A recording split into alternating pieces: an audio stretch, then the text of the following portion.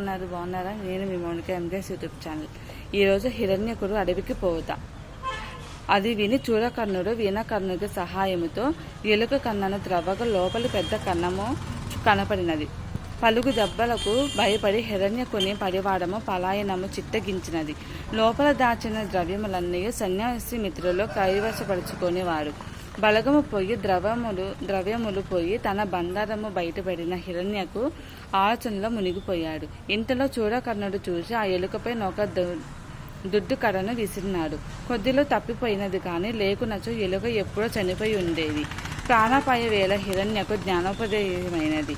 చీచి, ఈ నాగరిక జీవితమే ఇంత నిలవ వేసుకునేది నిమిషమైన నిలవలేదు. మానవీయత మనసు పోతకు ఆహారం దొరుకునకు నమ్మకము లేదు.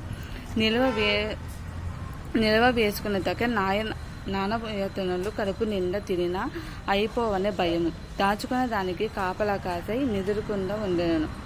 ఇంతకన్నా ఏ అడవులకైనాను పోయినచో దాచుకోవలసిన అవసరము లేకనే నిత్యము ఆహారము లభించును కదా అని తలిసి హిరణ్యకము అను నా ఎలుక నగరము వీడి గండకి వనము చేరి ఒక చెట్టు మొదల కన్నను చేరుకొని అందు నివసించసాగాను. జై శ్రీ. నచ్చితే లైక్ చేయండి, షేర్ చేయండి, సబ్స్క్రైబ్ చేయండి. నేను పొరుపుగా ఏంటి కాళ్ళు చేతులు లేని అందగడ్డకు బోలెడు దుస్తులు ఏమిటని అడిగాను. ఉల్లిపాయ. ఇంకో స్టోరీ. ఇంకోటి ఏంటంటే నల్ల ముక్కకు 4 చెవులు ఏమిటది? నల్ల ముక్కకు 4 చెవులు. నెక్స్ట్ వీడియోలో ఆన్సర్ చెప్తాను. ఈలోపు మీరే ట్రై చేయండి ఎలాగైనా సరే. బాయ్.